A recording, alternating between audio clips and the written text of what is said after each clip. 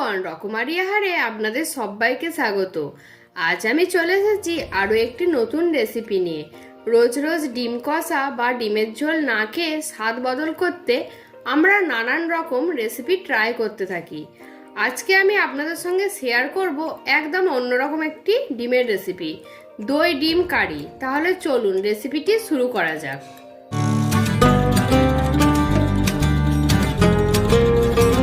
এর জন্য প্রথমে নিয়েছি 5টা ডিম। ডিম আমি আগে থেকেই সিদ্ধ করে নিয়েছি। একটি ছুরির সাহায্যে কাট লাগিয়ে নেব ডিমের গায়ের ওপরে, এইভাবে, যাতে ভাজবার সময় তেল না ছেটে আর সমস্ত মশলা ডিমের মধ্যে ভালোভাবে ঢোকে। সমস্ত ডিমগুলো এইভাবে কাট লাগিয়ে নেব।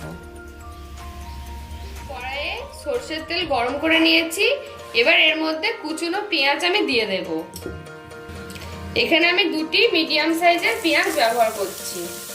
পেঁয়াজ কখনোই হাই ফ্লেমে ভাজতে যাবেন না, লো টু মিডিয়াম ফ্লেমে লালচে করে ভেজে নেবেন। পেঁয়াজ লালচে করে ভেজে নেওয়া হয়ে গেছে। এবার পেঁয়াজ ভাজাগুলো একটি হাতার সাহায্যে আমি তুলে নেব।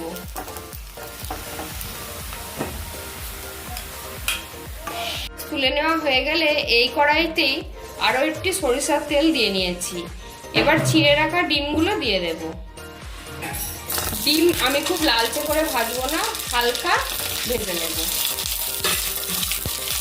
এবার ডিমের মধ্যে দিয়ে দেব সামান্য পরিমাণ লবণ।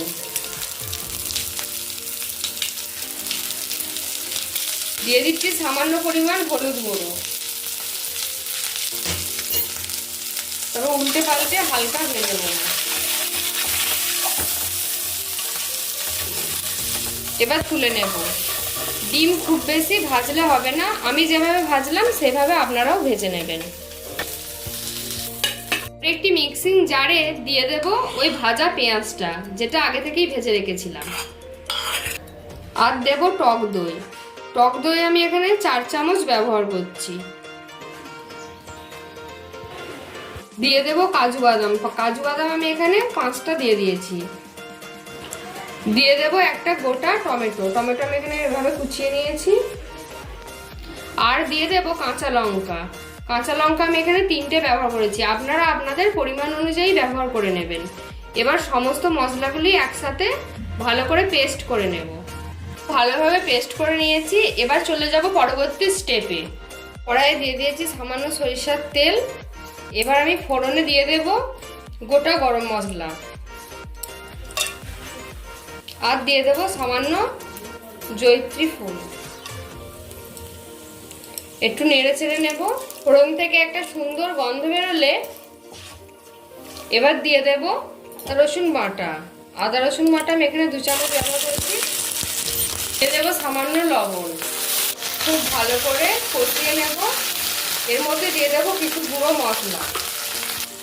জিরে গুঁড়ো এখানে 1/2 চামচ দিয়ে দেব। ধনে গুঁড়ো 1/2 চামচ। হলুদ গুঁড়ো 1/2 চামচ। কালারের জন্য দিয়ে দেব কাশ্মীরি রেড চিলি পাউডার 1 চামচ। সমস্ত মশলাগুলি একসাথে ভালোভাবে কষিয়ে নেব।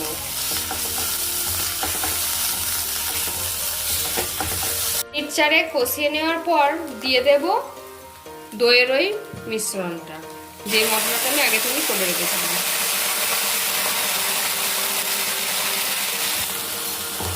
এই মশলাটা দেওয়ার পর ভালো করে আবারও কষিয়ে নেব। কষিয়ে নেওয়ার পর দিয়ে দেব মিক্সি ধোয়া জল। এই জলটা আমি দিয়ে দেব অল্প একটু।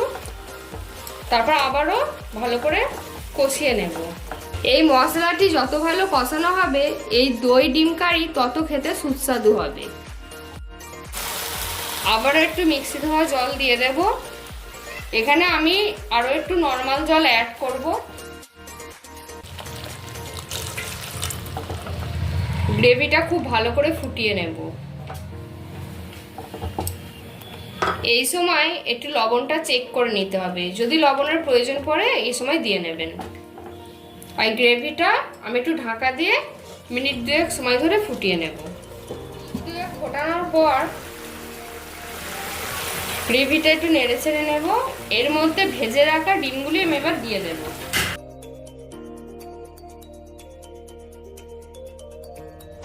দিয়ে মিনিট 5 রান্না করে নেব। আবারও ঢাকা দিয়ে দেব। এই সময় গ্যাসের ফ্লেমটা লো টু মিডিয়ামে রেখে দেব। মিনিট 5 পর ঢাকা খুলে দেব আর দিয়ে দেব খুবই সামান্য পরিমাণ চিনি। এখানে অতি অবশ্যই চিনিটা ব্যবহার করার চেষ্টা করবেন, কারণ যেহেতু টক দই আর টমেটো ব্যবহার করা হচ্ছে তাই টেস্টের ব্যালেন্সটা ঠিক চলে আসবে। খুব ভালো করে নেড়েচেড়ে মিশিয়ে নেব। গ্রেভিটা আর একটু মরিয়ে নেব। এবার দিয়ে দেব সামান্য ধনেপাতা কুচি। গ্যাসের ফ্লেমটা এবার অফ করে দেব। ঢাকা দিয়ে রেখে দেব 10 মিনিট। তারপর সার্ভ করে আপনাদের সঙ্গে শেয়ার করছি। এবার সার্ভ করছি গরম গরম দই ডিমের কারি।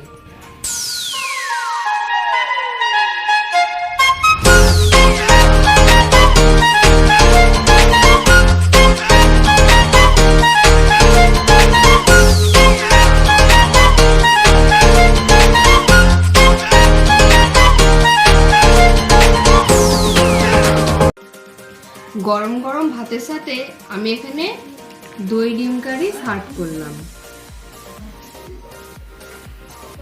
আপনারা চাইলে রুটির সাথেও সার্ভ করতে পারেন, খুবই সুন্দর লাগবে খেতে।